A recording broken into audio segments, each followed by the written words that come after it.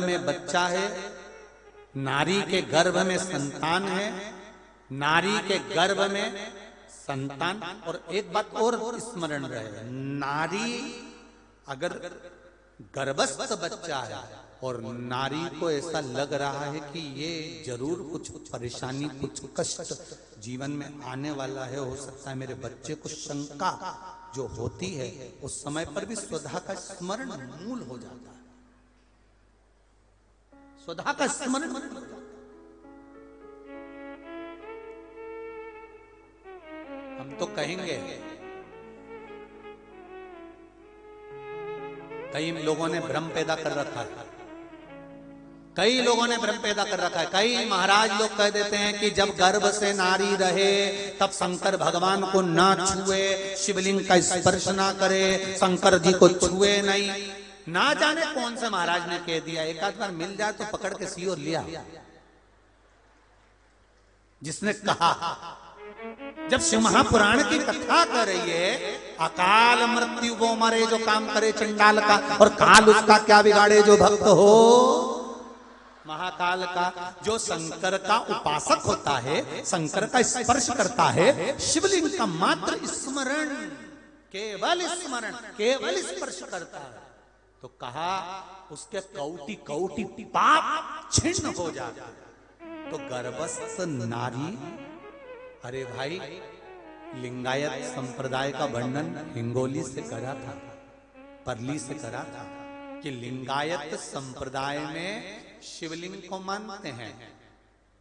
बच्चा गर्भ से जन्म लेता है, मां जब तक बच्चे को दूध नहीं पिलाती, जब तक उसका गुरु मंत्र नहीं हो जाता। उसको लिंगायत संप्रदाय के संत आकर जब तक गुरु मंत्र नहीं दे देते, तब तक नारी उसको दूध तक नहीं पिलाती। यहां तक वर्णन, विचार करिए जरा।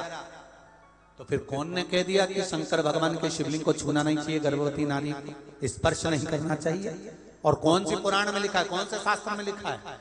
यहां शास्त्र कह रहा है, शिव महापुराण, स्कंद पुराण, लिंग पुराण, नर्मदा पुराण, पद्म पुराण वर्णन करती है। आप दिल से, हृदय से, चित्त से शंकर भगवान की आराधना कर सकते हो। हाँ, नारी अगर गर्भस्थ बालक है और उसको चिंता है, बहुत टेंशन है, और उसके साथ शिव की आराधना कर रही है, तो बाबा के ऊपर एक बेलपत्र भी अगर वो चढ़ा रही है चावल के दाने के साथ, तो ये निश्चित है कि स्वधा उसके गर्भ की रक्षा करती है और बच्चा समाप्त नहीं हो सकता, ये निश्चित है। स्वधा तप करी, साधना करी, और तप साधना कर कर स्वधा के सम्मुख में 3 बेटियां प्रकट हो गई हैं। वो 3 बेटी है महाराज, 3 बेटी प्रकट।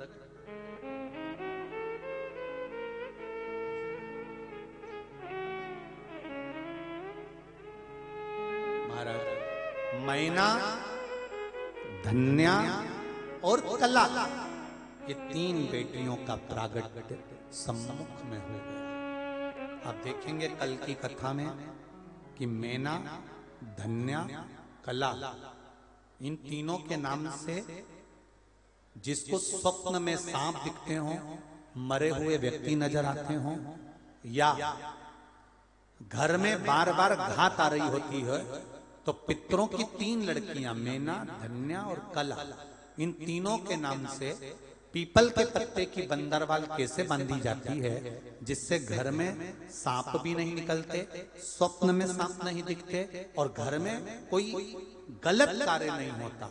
जैसे बच्चे गलत संगत की ओर नहीं जाते, मदिरापान, जुआ, वैश्यावृत्ति, इसकी ओर ना जाएं, वो कथा कल की कथा में लेंगे और पितरों की बेटियों के चरित्र को आगे बढ़ाएंगे। तो आज यहाँ पर भगवान गणेश जी महाराज का